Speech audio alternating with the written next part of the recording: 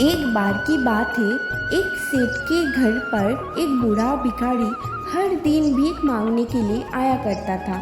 और सेठ वो बूढ़ा भिखारी आने से ही घर के अंदर चला जाता, या बूढ़ा भिखारी के सामने घर का दरवाज़ा बंद कर देता, या फिर गाली देकर उसे भगा देता था।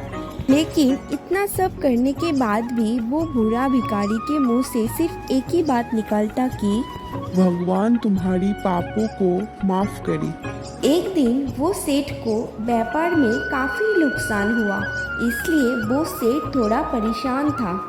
तभी वहाँ पर वो गरीब बूढ़ा भिखारी आ जाता है।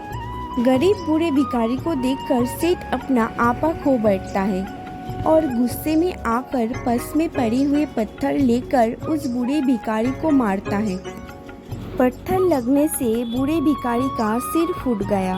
फिर भी वो बूढ़े भिखारी दर्द से कतराते हुए इतना ही कहा कि भगवान तुम्हारे पापों को माफ करे। और वो बूढ़े भिखारी वहाँ से चला गया। जब सेठ का गुस्सा शांत हुआ तो सेठ ने सोचा, इतना सब होने के बाद भी वो बूढ़े भिखारी इतना शांत कैसे रह सकता है और हमेशा भलाई का ही आशीर्वाद क्यों देता है। भिखारी का रहस्य जानने के लिए सेठ भिखारी के पीछे गया। भिखारी जहाँ पर जाता था सेठ भी पीछे पीछे वहाँ पर ही जाता था। सेठ ने देखा कि कोई उसे खाना देता तो कोई उसे मारता तो कोई उसे अपमान करके भगा देता था।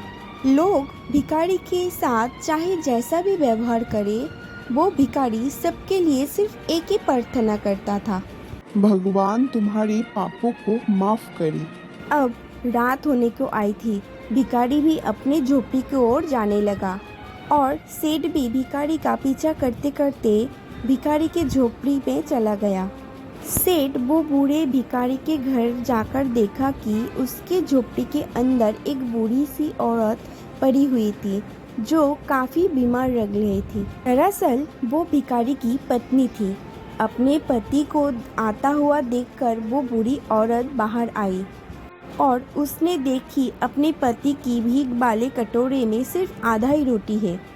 और रोटी देखकर वो बूढ़ी माँ बोली, आज सिर्फ इतना ही मिला और ये आपके सिर से इतना खून कैसे निकल रहा है। भिखारी ने बोला, आज सिर्फ इतना ही मिला, किसी ने कुछ आज दिया ही नहीं और एक ने तो पत्थर भी मारा, इसीलिए इतना खून निकल रहा है। एक गहरी सांस लेकर भिखारी बोला, ये तो मेरे ही पापों का फल है। तुम्हें याद है कुछ सालों पहले हम भी कितने अमीर हुआ करते थे। क्या कुछ नहीं था हमारे पास, लेकिन हमने कभी दान नहीं किया। और उस दिन जो उस अंधे भिखारी के साथ किया, तो अंधे भिखारी हमारे द्वार पर रोज भीख मांगने आया किया करता था। बूढ़ी भिखारी रोते हुए बोली, उस अंधे के साथ हम बहुत बुरा किया करते थे। उसे रोटी की जगह हम उसे कागज़ दिया करते थे और इसीलिए वो दुखी होकर रोज कहता था कि भगवान तुम्हें तुम्हारी पापों का सज़ा ज़रूर देगा। और आज हमें अपने पापों का सज़ा मिल रहा है।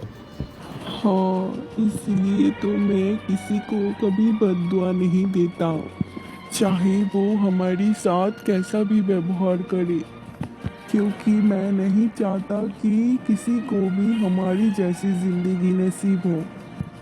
ये इंसान तो नहीं जानते कि वो कितनी बड़ी पाप कर रहे हैं, इसीलिए अनजाने में हुई पाप की ऐसी सजा किसी को भी ना मिले। सेठ वहाँ पर खड़े होकर भिखारी की सारी बात सुन रहा था। वो बूढ़े भिखारी और बूढ़ी माँ ने उस आधी रोटी को बांटकर खाई और सो गया। अगले दिन सुबह फिर से भिखारी उस सेठ के दरवाजे पर भीख मांगने के लिए गया। आज तो सेठ ने पहले से ही भिखारी के लिए गरम रोटी निकाल के रखी थी। गरीब भिखारी को खाना देते हुए सेठ नम्रता से बोला, बाबा, मुझे माफ़ कर दीजिए, मुझसे बहुत बड़ी गलती हो गई। गरीब बूढ़े भिखारी ने बोला, भगवान तुम्हारा भला करे, और बाहर से चला गया। तो तो दोस्तों हमें इस कहानी से ये सीख मिलती है कि कोई भी इंसान चाहे बुरा करे या भला करे, भगवान उसके कर्मों की सज़ा उसके कर्मों के हिसाब से ही देता है। इसीलिए हमें किसी के लिए बुरा विचार नहीं रखना चाहिए, सबके लिए हमें अच्छा विचार रखना चाहिए। दोस्तों हमें उम्मीद है कि आज की कहानी आपको पसंद आई होगी। आज की कहानी आपको पसंद आई तो वीडियो को लाइक कर दीजिए और हमारे चैनल को सब्सक्राइब कर दें। वीडियो